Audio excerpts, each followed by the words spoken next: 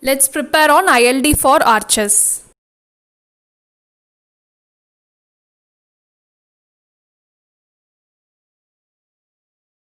So today we are going to see on the ILD of arches. So we have already seen about the arches and also ILD for various beams and trusses also we have seen. So in this chapter for arches specifically we will be seeing the ILD. So first thing we are going to see is the ILD for a 3-hinge arch, that is the ILD for the horizontal thrust. So we have already seen about this. It is just a horizontal reaction acting at the supports. Okay, so for this, if you want to draw the ILD means it should be like this one. It should be a triangle shape with the highest ordinate of L by 4H. So this H is your rise of your arch and L is the span of your arch. Okay, so this highest point, no, so this should be at the center of that span only. It should be at the L by 2 distance only. So this is the format for ILD for a horizontal thrust. The next thing is ILD for a bending moment for a 3-hinge arch. Okay, so here we know that bending moment mx, we denote like this, no? So this is equal to m minus hy. M means it is the beam moment. If you draw the same simply supported in a beam means you'll be getting moment. So that is your beam moment minus h into y. Okay, so here this bending moment is a simple bending moment which we have already studied in the ILD for beams. So you can use that concept here. Okay, so here I have taken a section at a distance of A.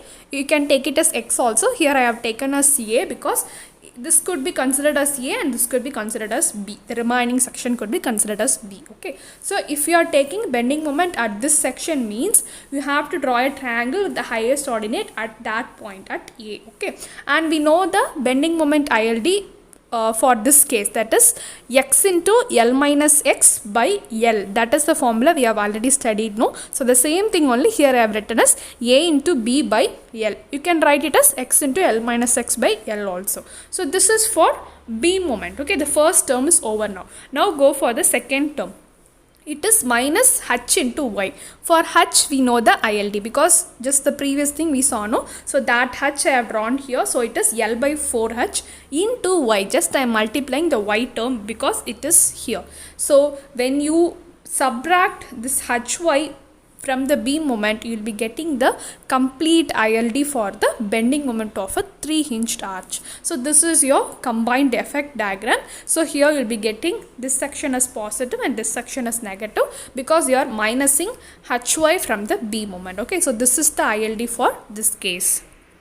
The next thing we are going to see is the ILD for radial shear in a 3-hinge arch. So here we know that S is equal to VD cos theta minus HD sin theta. So now don't worry about the sin theta and cos theta. Just look on to the VD and HD alone. Okay. So this VD is a vertical reaction occurring there and HD is the horizontal reaction occurring at the point where we are considering the radial shear. So we know that the VD should be written like this because this is just a vertical reaction. If there is just a vertical reaction in a beam, we will be applying this formula only. So if you remember the ILD for beams means you can recollect that it is x by L and in the bottom you will be writing, x by L and on the top you will be writing L minus x by L. Okay, so the same thing only here it is written as A by L and B by L. And you have to multiply it with cos theta because cos theta term is here. So it is A by L cos theta and B by L cos theta. And the next term is HD sin theta. H is nothing but horizontal thrust. So you can use the same ILD for horizontal thrust here and just multiply the term with sin theta. So you will be getting HD sin theta. So when you minus BD cos theta minus HD sin theta, the combined effect of ILD will be like this. So you will be getting the ILD for the radial shear. The next thing is ILD for normal thrust for a 3-hinge arch. So normal thrust also we have already know the formula. It is VD sin theta plus HD cos theta. So just the previous thing we saw, no, the same thing only. So I have not written that detail here. So here only difference is just you have to add both the components. So when you add both the components, the diagram will be like this. So you will be getting the positive term in both the sides. Okay. Next thing is ILD for a 2-hinge arch horizontal thrust. So here 2-hinge arch is given and horizontal thrust is given. So here the ILD will be a parabolic shape and the ordinate of the highest point will be equal to 25 L by 125 H. The next thing is ILD for 2-hinged arches and bending moment. So here it's again bending moment means we'll be taking beam moment minus h into y. So we have already seen the beam moment and also we have already seen h rho.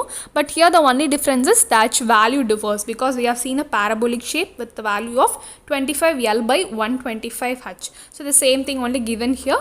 So you'll be getting a combined diagram like this with AB by L on the left side and a parabolic shape with 25Ly by 128H. So this is all about the ILD of arches. So with this we complete the structural analysis chapter with nearly 25 lectures. So I hope that this complete series of structural analysis will help you to prepare for your exams. So let's prepare with another subject.